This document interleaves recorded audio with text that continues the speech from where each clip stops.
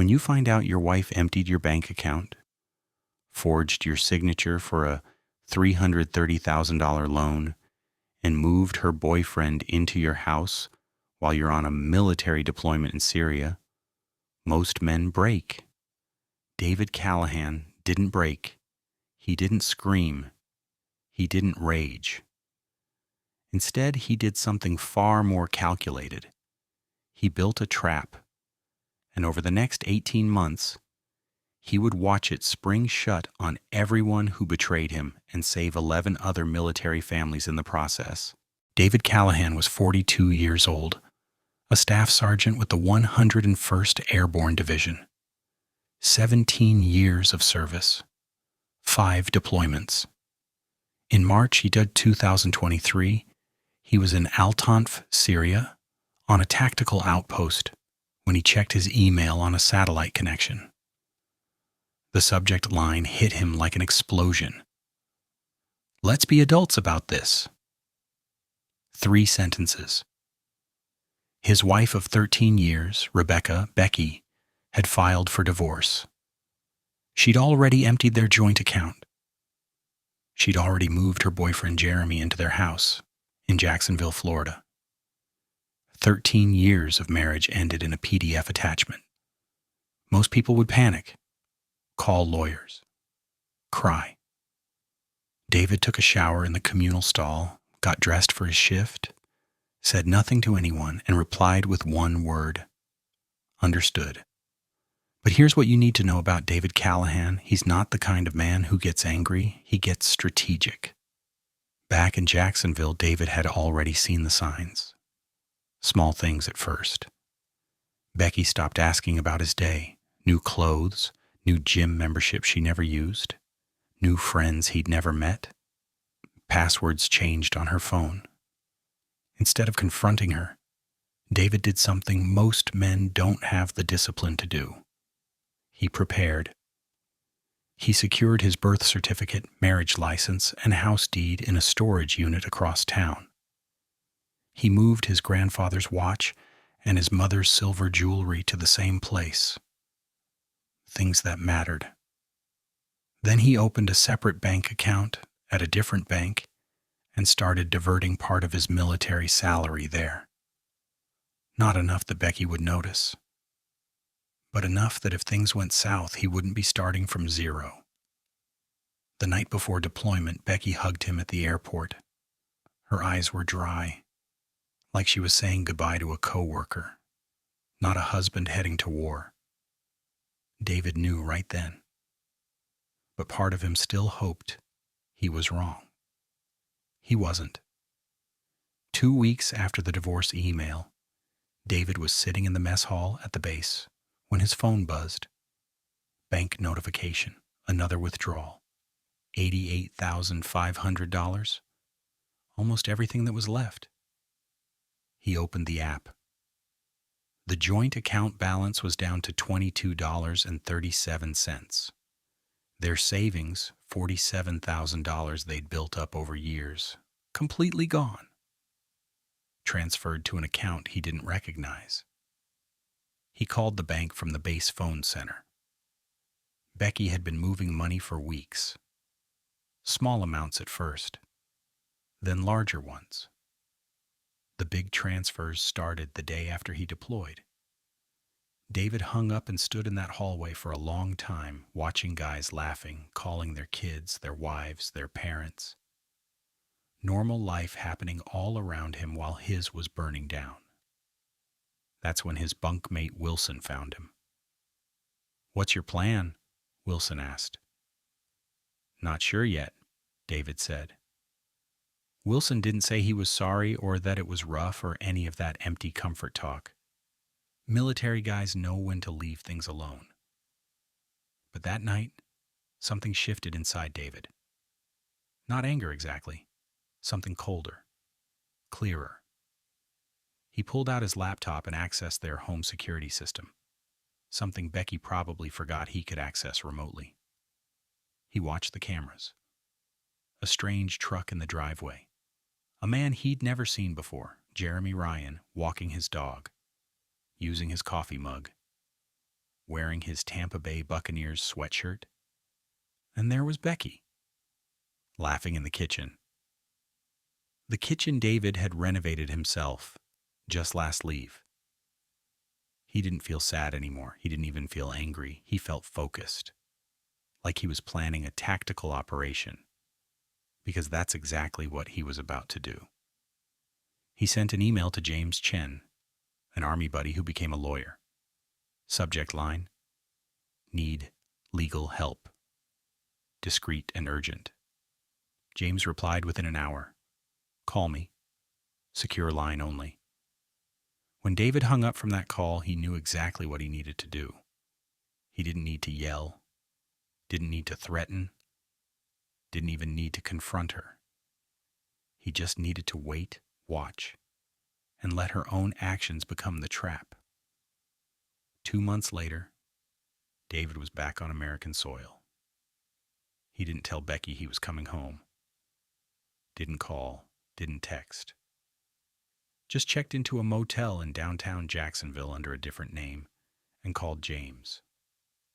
They met at a diner 20 miles outside of the city. James slid into the booth with a folder. Everything we discussed, he said, the house deed, loan documents, bank statements, and this. He pulled out a separate piece of paper, a refinance application, with David's signature on it, except it wasn't his signature. Someone had tried to copy it, but missed details. The middle initial was wrong. The stroke pattern wasn't quite right. She forged your signature 3 months ago, James said. Used the equity to pull out $330,000. $330,000. Against a house David had purchased with a VA loan, his name on the mortgage, his military benefits. Becky had no legal right to touch it. But it got worse. She listed her boyfriend, Jeremy Ryan, as a co-applicant, James continued. So he's got a record. 2 DUIs and a fraud charge from 2019. David leaned back. Fraud? That's just the beginning, James said. I did some digging. Jeremy's got a pattern. He gets involved with women going through divorces or with deployed spouses. 4 cases I found so far. Each time the woman's home gets sold well below market value to real estate agents he works with. Ryan gets a cut. Then he moves on to the next one. David realized this wasn't just Becky betraying him. This was a calculated criminal operation. And Becky, she might be a victim, or she might be in on it. Either way, other military families had been targeted. What do we do? David asked. I've already contacted the FBI's Financial Crime Division, James said. This crosses state lines, involves military personnel and VA loans. They're interested. That night, David sat in his motel room with a beer, thinking about everything. Wondering if Becky had been playing him their entire marriage. Wondering if it even mattered. His phone buzzed. Text from Becky. Nathan, please call me. The bank is saying something about fraud. Jeremy got arrested for driving your truck. I don't understand what's happening. David stared at the message. Then he typed, Who is Daniel Spencer? 3 dots appeared as she started typing. Then stopped. Started again. Stopped. Finally. It's not what you think, David typed. $14,600. Multiple transfers, house listing. No response for 10 minutes. Then, it's not what you think. David turned off his phone and went to bed. The next morning, James called with news. The FBI wanted to meet. They'd been investigating Ryan and Spencer for months. David wasn't the first victim, but he might be the case that breaks it open. Agents Patel and Donovan sat across from David in a federal office in Jacksonville. They recorded his statement, took copies of every document, every email, every bank record. Your case helps establish a pattern, Agent Patel explained. shows intent, organization. This makes it conspiracy rather than isolated incidents. For the first time since getting that divorce email in Syria, David felt something close to satisfaction. Not because his marriage was over, but because the truth was finally coming out. But David wasn't done yet. He had one more piece of the trap to set. He drove to his neighborhood in Jacksonville, parked down the street from his house. Jeremy's truck was there.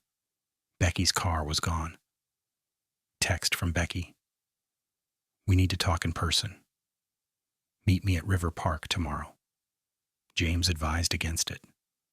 Nothing good can come from talking to her right now. But David had a different plan. While Becky thought David was meeting her at the park, they drove to the house. At 9:45 a.m., Becky came out, got in her car, and drove away, heading toward River Park. 20 minutes later, a car pulled up. Real estate agent logo on the door. Daniel Spencer stepped out. Jeremy came out to greet him. They talked in the driveway, then went inside. This is where David had installed security cameras the year before, interior and exterior. They uploaded to cloud storage. David pulled out his phone and opened the security app. He angled the screen so James could see. Should list by the end of the week, Spencer said on the recording. I've got a buyer interested already. Cash offer as usual. How much? Jeremy asked. We list at $470,000. They offer $420,000. Everybody's happy. What about the husband? Becky says he's causing trouble, Jeremy said. Military guys are all the same, Spencer replied. They make noise, but they've got deployments and responsibilities. He'll take a settlement to make it go away. David turned to James. You getting this? Every word, James said, already recording the feed on his phone. David forwarded the security feed to Agent Patel with a short message. Happening now. 30 minutes later, their house was surrounded by FBI vehicles. David watched from down the street as agents led Spencer and Jeremy out in handcuffs. Agent Patel called him. Got them on tape discussing the fraud scheme. Plus conspiracy, wire fraud, and attempting to sell property under false pretenses. David listened. But then Agent Patel said something that made him pause. Your wife just arrived at the scene. She's distressed. David looked down the street. Becky was standing on their lawn, hands over her mouth, watching as FBI agents carried boxes of documents from the house. 13 years of marriage. Good years at the beginning. Before whatever this had become. What happens to her? David asked finally. That depends, Patel said carefully, on what she knew and on what you want. David watched Becky for a long moment. I just want what's right, he said. The federal case moved quickly. Jeremy Ryan and Daniel Spencer both took plea deals, as implicating each other and several other conspirators in what turned out to be a 3-state operation targeting military families. Becky maintained she knew nothing about the larger scheme. Said Jeremy had convinced her David was hiding money, planning to leave her with nothing. Said the refinance was Jeremy's idea. She'd just gone along with it. Maybe that was true. Maybe it wasn't. Either way, she agreed to a settlement. Full restitution of the stolen funds. Forfeiture of any claim to the house or David's military pension. A signed confession about the forgery. In exchange, David didn't press charges. The divorce was finalized 6 months after that email from Syria. No fault. Clean break. On the day the last paperwork was signed, David got a call from Agent Patel. Jeremy Ryan was sentenced today, she said. 8 years for fraud, conspiracy, and identity theft. Spencer got 12. Thought you'd want to know? Thank you, David said. There's something else, she added. We found evidence they've done this to 11 other military families. Your case helped us build the pattern. Those families might get their money back because of you. After they hung up, David sat on the porch of his rental apartment watching the sunset. He thought about those other families. Other men who deployed, thinking their homes and marriages were safe, only to come back to emptiness. He hadn't planned on being the one to bring down Jeremy and Spencer's operation. He just wanted what was his. But sometimes things work out in ways you don't expect. A year later, David sold the house. Couldn't stand to live in it anymore. Too many memories, too much betrayal in those walls. He used the money to buy a small cabin in rural North Carolina. 2 bedrooms, 8 acres of land, a river running beside it. No neighbors for miles. He took early retirement from the Army. 20 years was enough. He'd given enough. He got a dog, a German shepherd named Scout. Started doing carpentry work for locals. Nothing fancy, but it kept his hands busy and paid the bills. His military pension covered the rest. Sometimes he thought about Becky. Wondered where she ended up. His lawyer told him she'd moved back to her hometown in Georgia, working at another dental office, starting over. David didn't hate her anymore. Didn't much feel anything about her, to be honest. She'd made her choices. He'd made his. One evening he got a letter from a woman in San Antonio, Texas. Her husband was in the Navy, deployed when Jeremy and Spencer tried to run their scheme on her. The FBI had given her David's name as part of the case. The letter read, "You don't know me, but you saved our home. Thank you for fighting back when it would have been easier to just walk away." David read it twice. Then he pinned it to his refrigerator.